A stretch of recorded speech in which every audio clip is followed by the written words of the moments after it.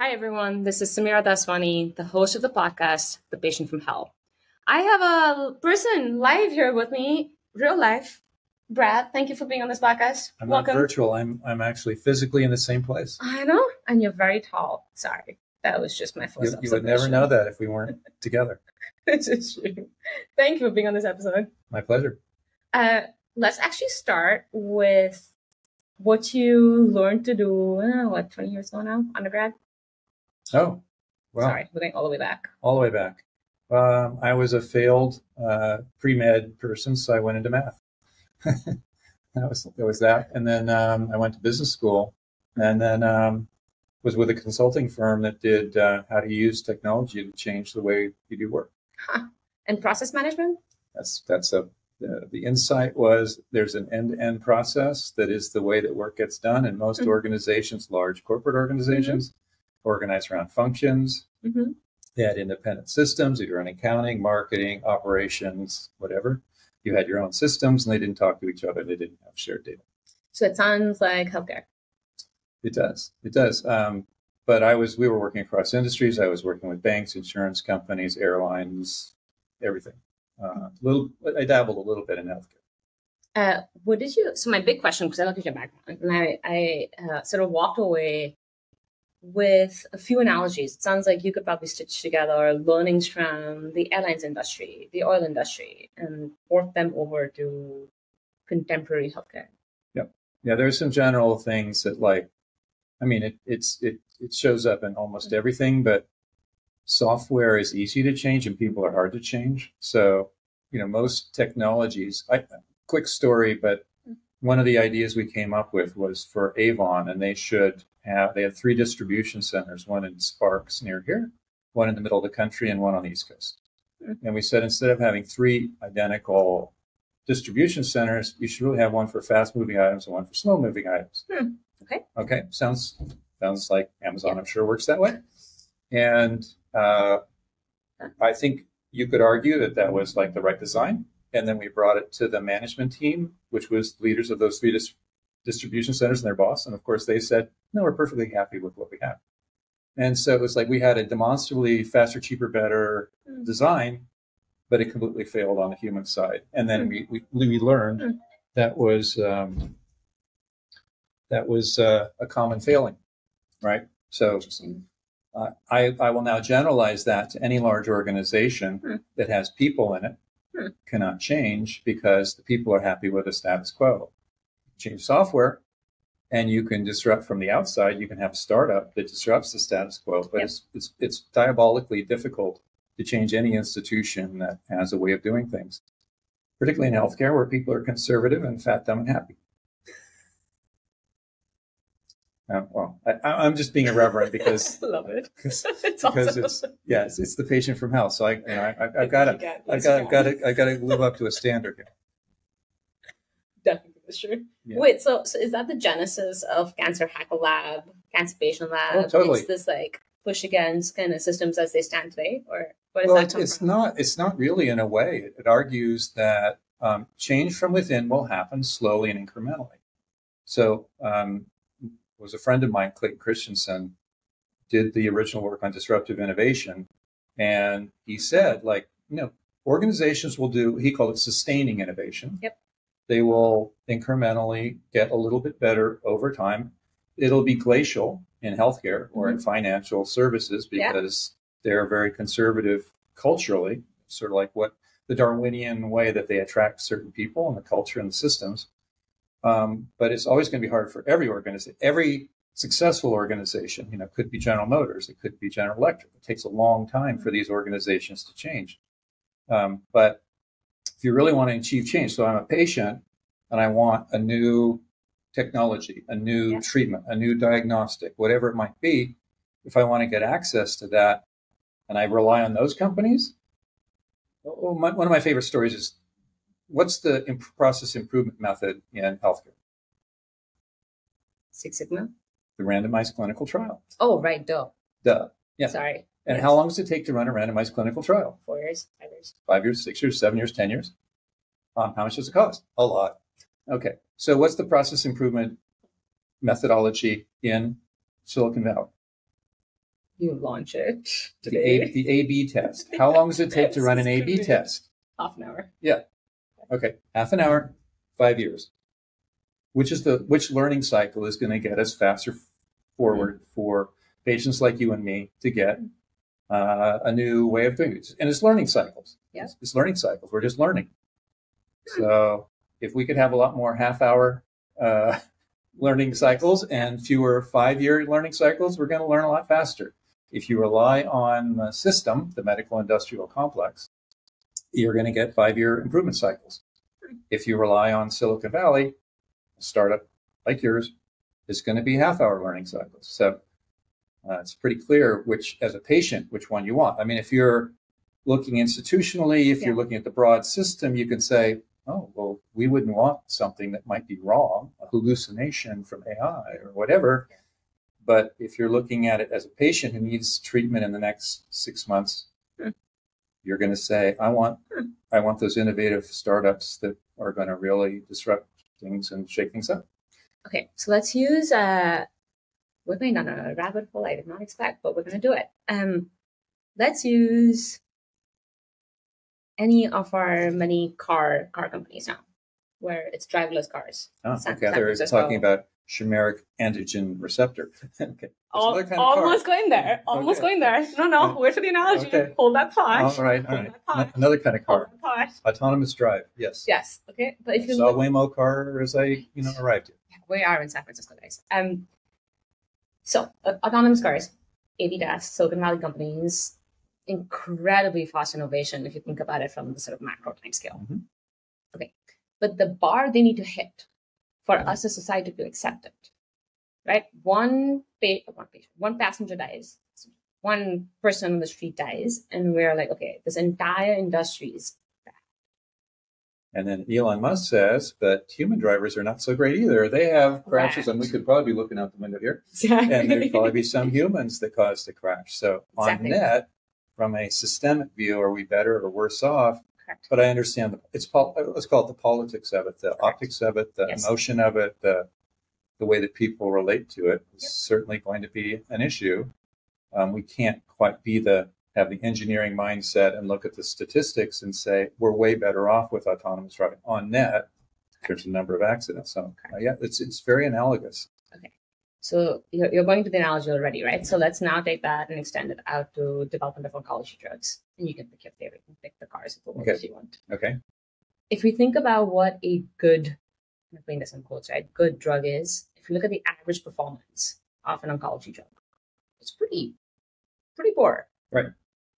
But we accept it, and we do that even after 10 years of innovation, after $1 billion in average spend.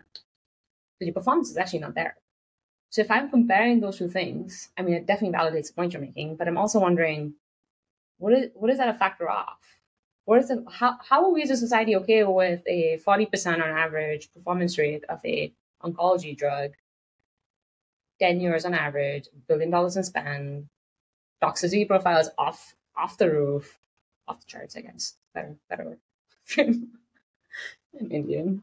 Yeah, you get it. I get it. What do they call that? A bogey? Yes. Definitely bogey. Plenty of them in this podcast. Yeah.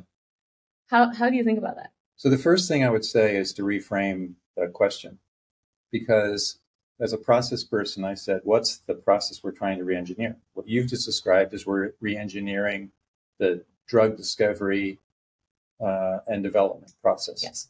And I say all that's, I guess the economists would call it exogenous. That's outside of what I'm looking at. I'm looking at the process, which is how does a patient make a decision about that drug relative to all the other drug options that they have. There's a standard of care. There's this drug, which maybe only has a phase 1 trial. It doesn't have, I don't know, maybe it has, or it has indications in thyroid cancer, and I've got breast cancer. So now I have to make a decision, and I'm in a gray zone. It's not an obvious, it's been approved for my treatment with this curve and that, success rate and these toxicities.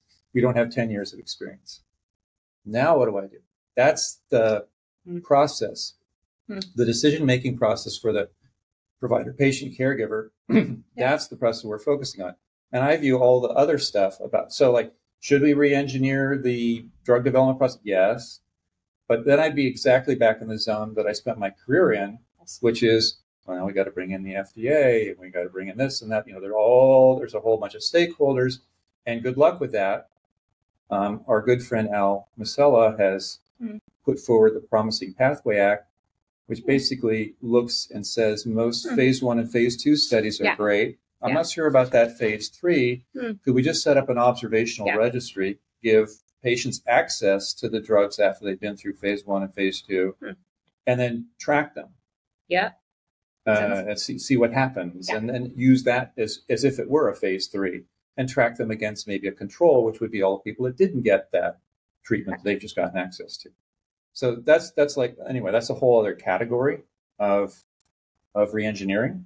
But I'm focusing over here in how individual patients, caregivers, providers can make decisions about what's the best treatment. Why did you choose that area to focus on?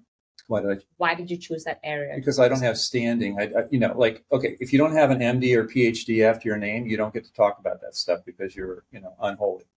You're not of the the tribe, the clique, the category of people that have any standing. I'm a patient. I have standing in making decisions. So, and if I was 30 years younger and I wanted, maybe you, and I wanted to make the world a better place, I could go off and, my career, that's what I did, but I'm not that age, and I'm trying to solve for things that are available in the short term. Do you mind telling us how you ended up in the cancer space? I was diagnosed with cancer. I'm trying to get you to talk about it. Okay, yeah. So I was diagnosed with lymphoma. It happened coincidentally here in California. I was on holiday, as I am now. It was in the summer, similar circumstances. I'd been having trouble sleeping, pain in the abdomen, like belly pain. And belly pain could be a lot of things. And I finally went to an emergency room at Lake Tahoe, and they did a scan, and they came back from the scan, and the doctor's looking at me like, and you have lymphoma. And he's kind of expecting me to break down, but I'm not that kind of person. So I go, okay, what do we do? What do we do now? Thinking, because I knew enough about this, like, am I going to go to UCSF or Stanford or Dana-Farber or Mass General? Because, and it's like, how urgently do we need to treat this? If it's urgent, I'm in California and I'm going to go there. But if I'm going to now get a treatment that's going to last months or years, then I want to go back home to Boston and get treated there. That was the first thought that cropped up in my mind. And he was kind of nonplussed by that. Like, he was, I guess a lot of people, when they hear the word cancer, it's like an emotional reaction, but I'm not that emotional person. Don't worry, I had very similar thoughts. How did you know about lymphoma when you got diagnosed? Like at the point of diagnosis, how did you know? Didn't know a thing. How did you go from not knowing a thing to where you are today? So I would say I'm a continuous learner. I'm a lifelong learner. Whatever, lifelong learner is probably the right thing. So I knew enough from friends and family who had been through cancer that there were two parts. My father died of stomach cancer. My professional mentor has prostate cancer. And I realized that you could do what my father did, which is get a very good doctor and trust the doctor and follow the doctor's orders and be a good patient. And that's what my father did. He had peace of mind. And I think that's just fine. I think that's a totally legitimate way to make a choice about how you relate to it. I was the kind of person that was going to learn about my disease, and then engage and then participate in the decision-making around my care. So I had to come up a very steep learning curve, and I had no background, no medical background, no biology background. And so I started doing things like going to conferences and educating myself. And I was early on and meeting people, that's the other thing you do. You look for patients like me. So I met people that were farther along the journey and tried to understand what their journey had been. In my case, I was very tailor-made for the standard of care. So it was like, okay, you have this diagnosis, follicular lymphoma, therefore you're going to get one of these two chemo regimens. It looks like you have a little bit of this, so we're going to give you this. It was all very algorithmic, straightforward, mechanical. So I really didn't have a lot of decision making at that time in that stuff, but I knew that, particularly for my kind of cancer and for other cancers, recurrence is a common thing. So then you need to be sort of ready with, if it happens tomorrow, what are you going to do? And so I needed to come up the learning curve and understand what the answer was to that question. And so so one of the things is, over the years talking to my oncologist, that's always the question I ask, like, what's the next thing? Because the other thing is, not only is your disease state changing, but the world of available treatments is changing, as we talked about before. And I say, without any data, but it's like the half-life of what's a good treatment is about 6 months. And so if you haven't checked in 6 months, the world's probably changed, because there's been that many drugs that have been approved. And in my case, that's the case. CAR T was one of those treatments, and they've gotten very good successful results in lymphoma. It was pioneered in blood cancers. But now there are things like bispecifics. So, it's no longer CAR T. And then you dive into something like, and then you get educated, right, as a patient, and you get quality of life considerations. In CAR T, they basically carpet bomb your immune system so that the immune cells that they put in will have an environment to do their thing. Well, okay, so you really want to get your whole immune system wiped out? Not if you, and you have to be in the hospital because there are side effects. So it's not a. I'm currently on a cancer vaccine, and the side effects are negligible. That one you take, which is a personalized cancer vaccine. You're risking inflammation, cytokine storms, and you can be in the hospital, and bad things can happen. So, now which one do you like? So if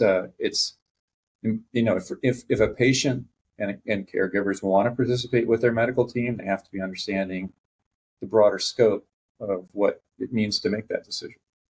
Can I ask you a semi-personal question here? Of course. If your dad were making decisions today, do you think you would be okay with him being a good patient? That's a great question. Knowing what I know now, no, I'd be nudging him. The thing is, his kind of stomach cancer, it's like glioblastoma or pancreatic cancer. They're pretty much, by the time you get diagnosed, you're very far along. Maybe it's metastatic. And so he had, I think they said you have about 6 months to live, and he got about 6 months to live, and his quality of life wasn't great. I don't know if that's changed today. Maybe. But, so at the Cancer Patient Lab, what we do is go look to see, get diagnostic tests, the maximum, not only just the standard DNA sequencing, but maybe whole genome, RNA sequencing, proteomics, liquid biopsies. Go crazy with all the testing. And you might find functional testing. You might find a biomarker that is not typically associated with stomach cancer, but there's a treatment for that. Yeah. Our friends in prostate cancer have identified something like B7H3, which you only find through RNA sequencing, and then there are targeted drugs for that. So that would be, I would certainly encourage my father to get a max testing and then see if there was something like that. Functional testing is, if you know what it is, you're nodding, but most people don't know what it is. But you take your live tumor tissue and you apply a variety of drugs to it. If you're lucky, you apply 100 or 200, and you can have an exceptional response to, who knows, an asthma drug or a diabetes drug, or who knows. It's like something that's completely unknown in the literature, but it's working for you. Yeah. And so then what do you do? So then most of the time I've now gone off on a tangent, but most of it goes to access. So it's no longer a question of what might work, but whether you can access it. And because in this instance of functional testing, it's not in the standard of care, there's no randomized clinical trial that supports that use in that use case. It's an off-label use, but maybe it's an FDA-approved drug for another indication. It's safe. It's not going to cause any trouble. It's that nobody's done the work to say, does that work for somebody with your particular profile? Did you know that was the genesis of the name of the podcast, what you just said? No, I didn't. It's named after a book called The Patient from Hell. It's written by a Stanford prof who got diagnosed with a super rare type of cancer. And I was working at a medical diagnostic company when I got diagnosed. The chief medical officer gifted me the book. He said, you need to read this. And I happened to read it right before I started chemo. And that was the fundamental thesis of the book, was that we're sitting in a world of medicine where most medical professionals are trained to think at the population level. It's all cohorts of patients. You show up, you fit an archetype, you fall into that bucket. That cohort of patients is treated by my standard of care that has been tested on that cohort. If you have any amount of variance from that cohort's factors, you're basically lost, because the medical profession doesn't actually know what to do with you, because they're not trained to think empirically. So that's actually the genesis of the name. It's a little cheeky, but that's actually where it comes from, is because we as a society and the clinical side actually are not trained to do kind of the logical reasoning. Right. Well, personalization is just makes the whole system explode. Exactly. So if I can't do, again, for my process work, we would call batch thinking. Batch, BATCH. So we're going to run through a batch down the assembly line, and then we're going to do a batch. This is going to be the next product, and then another batch with another product. So it's bulk processing instead of personalized, individualized processing. And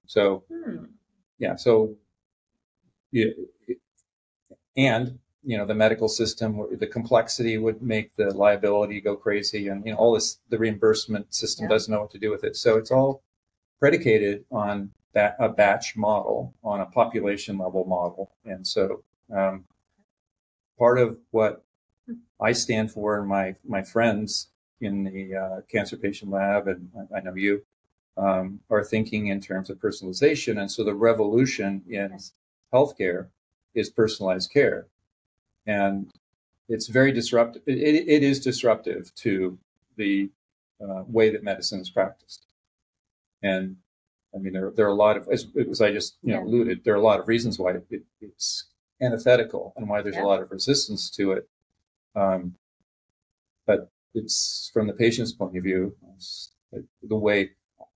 I wrote a lot of articles for the Harvard Business Review, and it's a tension between what we call operational excellence, which is consistency, reliability, and low cost, and customer intimacy, which is essentially personalization. Yes. So unique solutions just for you. Yes. In an ideal world, you could achieve both. Some companies and some operating models do that. So given the state of healthcare we are in today, if you're a patient getting diagnosed today and you want the best care possible for you, how do you do that?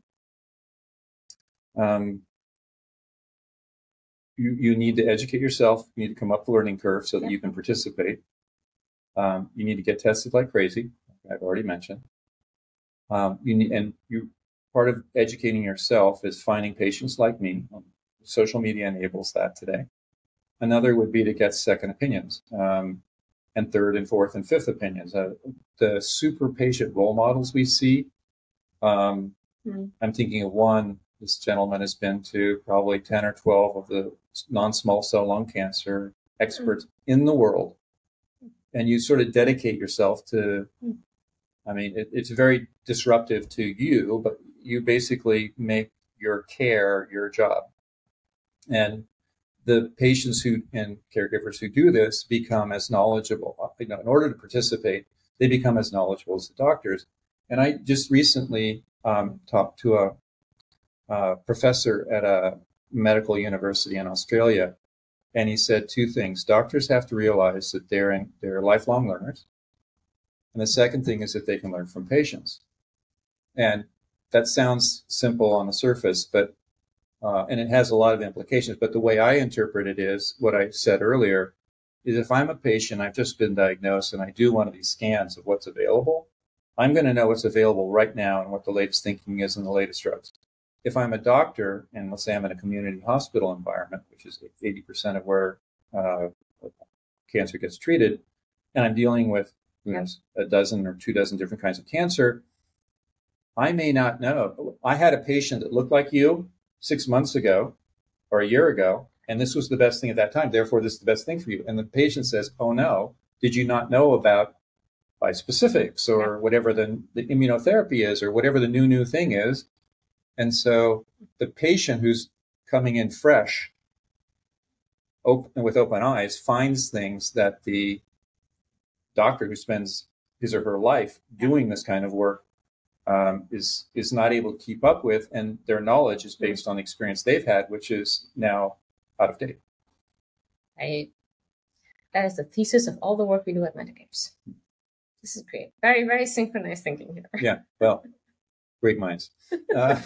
But what it means is that you have to be continuously monitoring and updating. Yes. So that's the challenge. I know, since you're providing navigation and guidance, we solve it by just having ongoing education. And what we found is that a lot of, again, catering more towards advanced cancer patients, any session like we've had recently with pancreatic cancer or brain cancer, it's what are the things that are new in the last year that were just approved, and what are the things that are going to be approved in the next 6 months.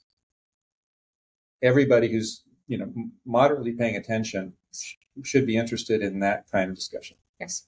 My question for you is, the last year makes sense to me. The next 6 months, how are you identifying that? That's hard. No, because if it's drugs that are in clinical trials, phase 3s. Yeah, they've been going on for 3 years, and they've been through phase 1 and phase 2, and the phase 3 results are going to be reported in the next 6 months. We expect them to be approved.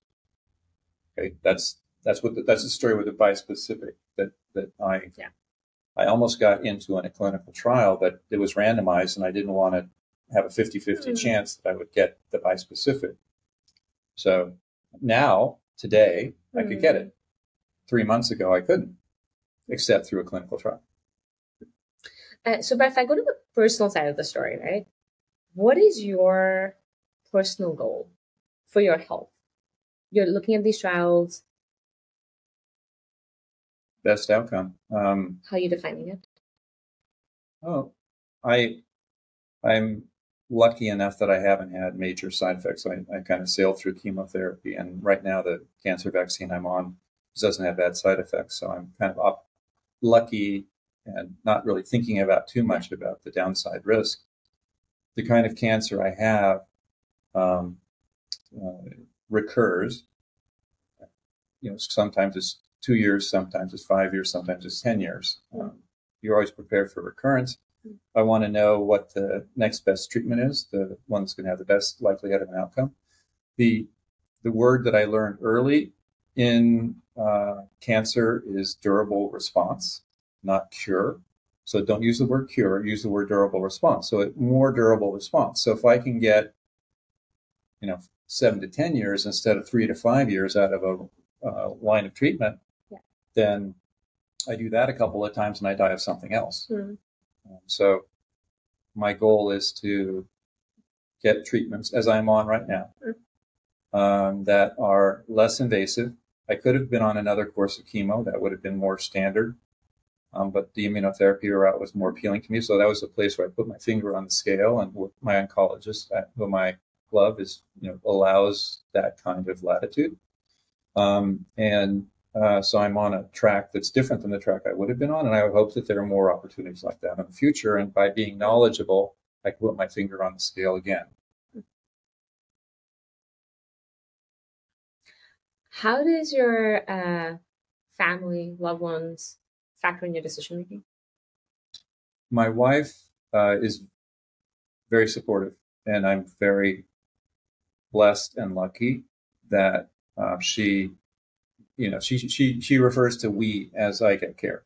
So that just gives you a sense. So I'm very lucky there. I'm the one who's getting educated and finding odd things to do and being humored by my doctor. But she's very much there. And then again, I'm the kind of person who we were just talking about. That when people have a life-threatening disease, they can share it or not. right? So they can be quiet, and they can be, if they're men, they're macho and they don't want to let people know. Yes. A lot of people, it's just a private thing. They don't want to share it, and I get that. I have a very close friend who has Parkinson's disease that I just visited on this trip, and we were talking about this issue in his case.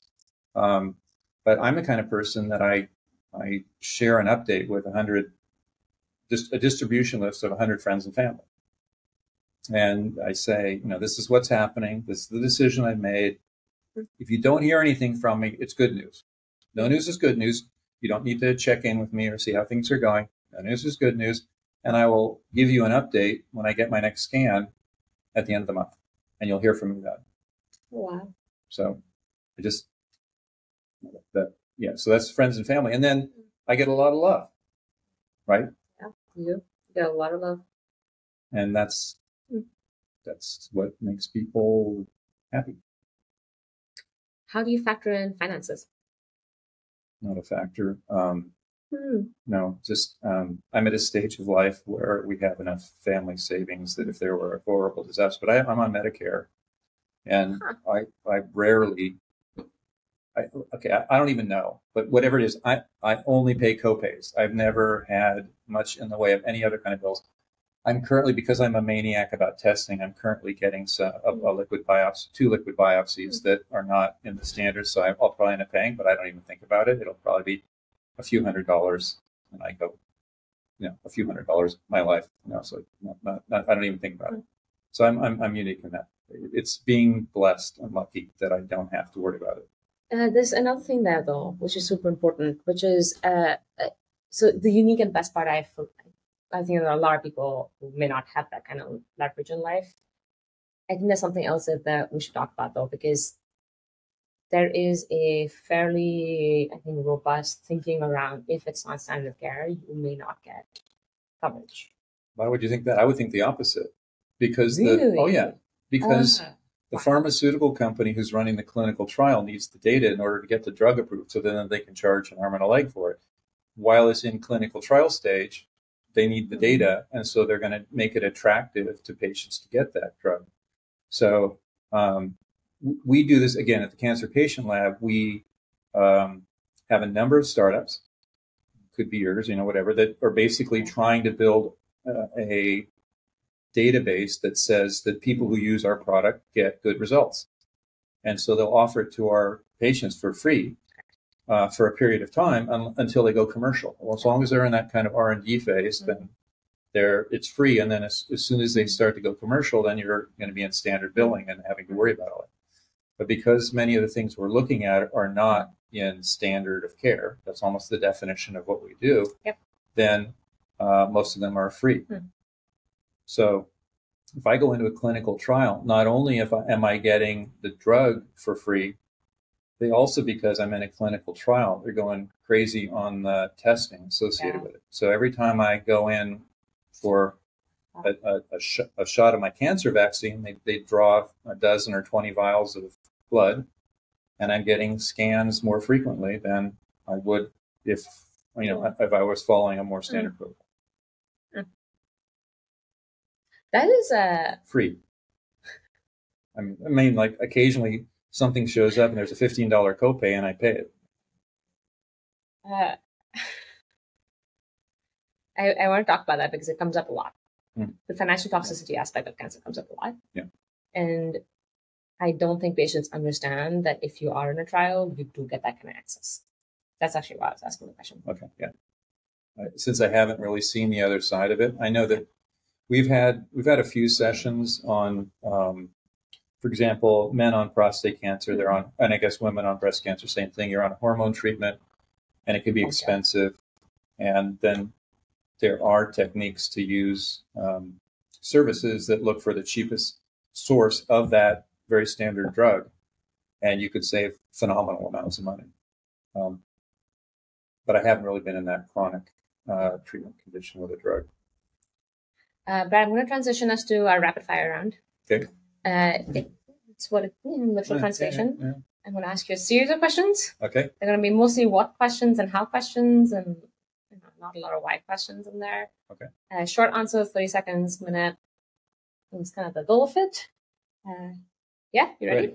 Go. Okay. I normally have a cheat sheet, which I do not have. Yeah, I started writing and I was like, oh, this is going to be great, but we will come up with a cheat sheet while we're doing this on the fly. It's going to be great.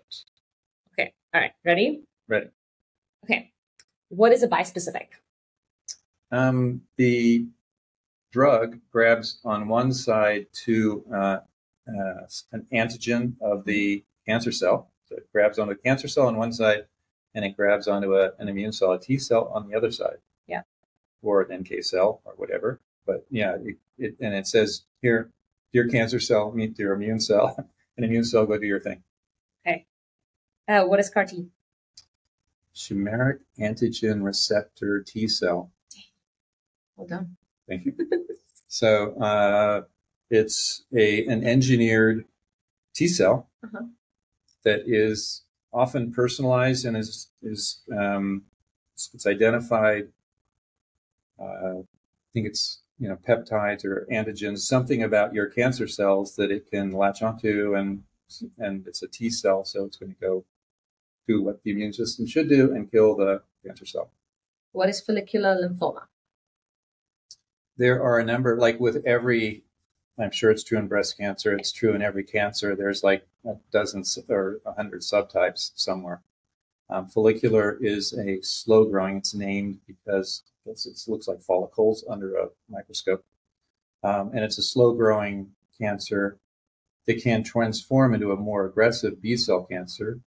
Lymphomas in general are of the lymph cancers of the lymph system, which is part of the immune system, which is kind of ironic sometimes because you're trying to use the immune system to fight an immune system defect. But, yeah. What is a cancer vaccine? A cancer vaccine is trying to leverage the immune system to do what the immune system should be doing, which is kill all the cancer cells because they're foreign. What's a clinical trial? A clinical trial is an experiment to see whether a new treatment or diagnostic or device is effective. What is a randomized clinical trial? There's the randomized double-blind placebo-controlled. You don't want people to know whether they're getting the treatment or not, because there's something called a placebo effect. That is, if you know you're getting the drug, often people improve just because they think they're getting the drug and it should be doing something, and it's amazing, but it exists. What is a second opinion?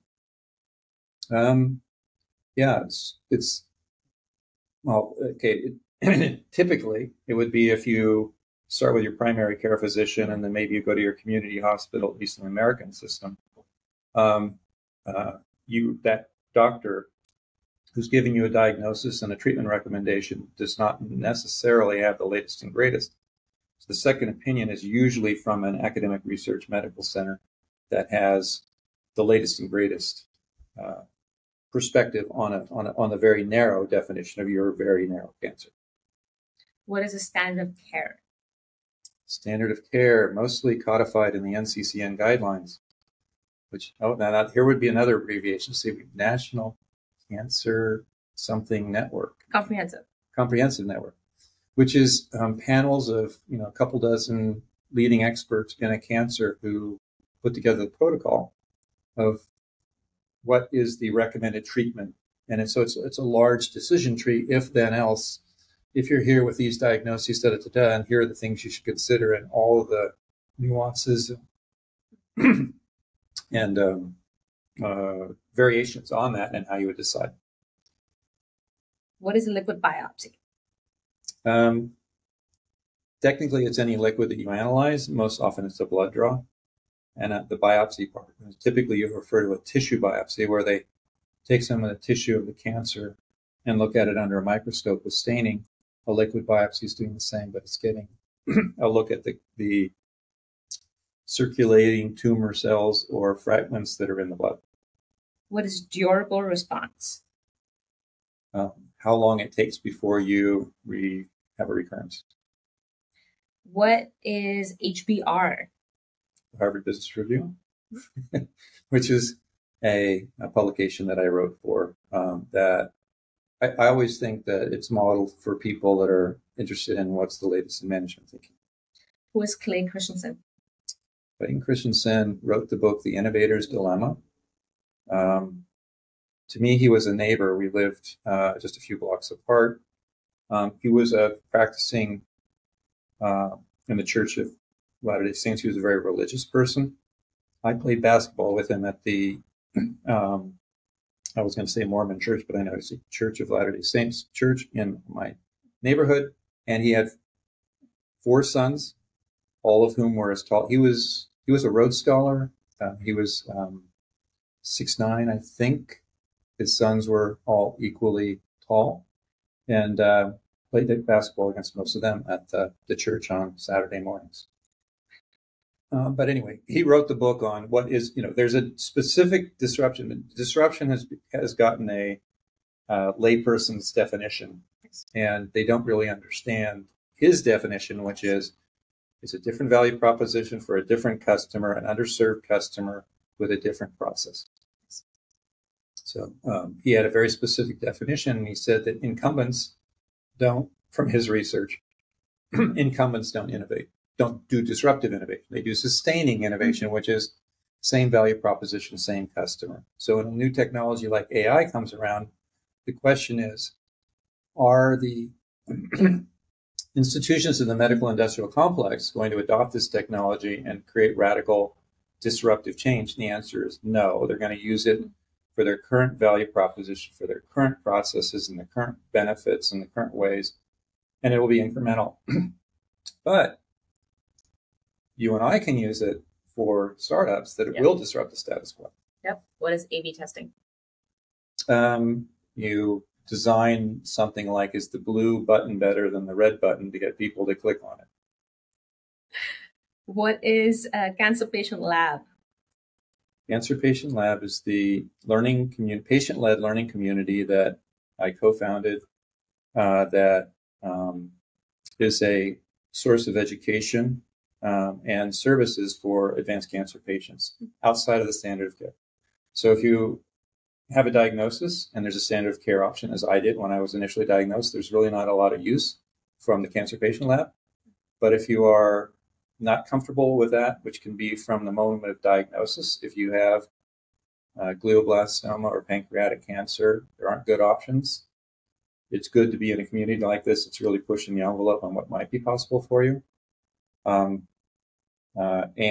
if you've been through multiple lines of therapy and you've exhausted the standard of care, there are 6 things you can do, but you've been through all 6 and failed all 6. Now what do you do? So it's a gray zone where you're evaluating approaches, treatments, tests that are not just sort of like straightforward algorithmic, if this, then that.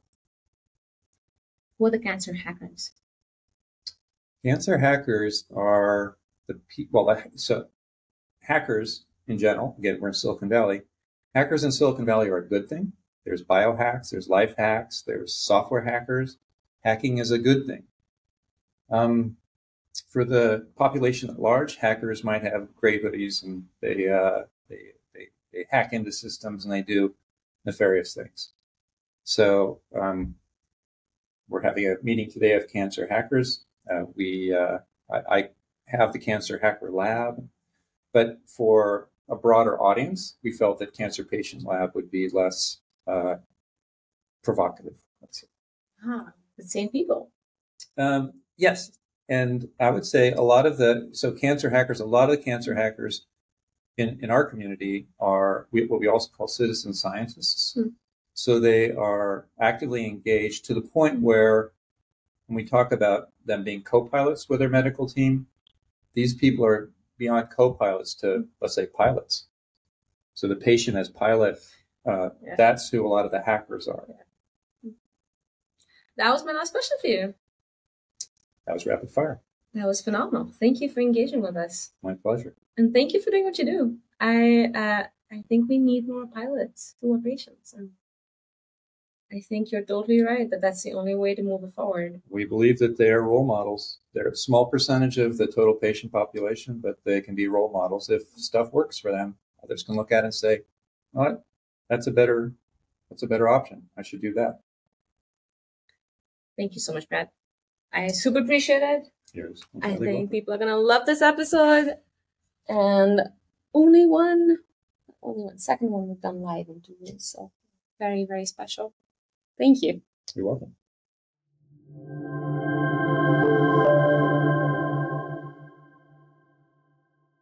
This podcast, show notes, and newsletter is for general informational purposes only and does not constitute the practice of medicine, nursing, or other professional healthcare services, including the giving of medical advice, and no doctor-patient relationship is formed.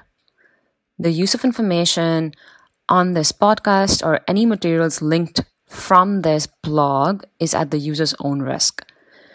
The content here is not intended to be a substitute for professional medical advice, diagnosis, or treatment. Users should not disregard or delay in obtaining medical advice for any medical condition they may have and should seek the assistance of their healthcare professionals for any such conditions.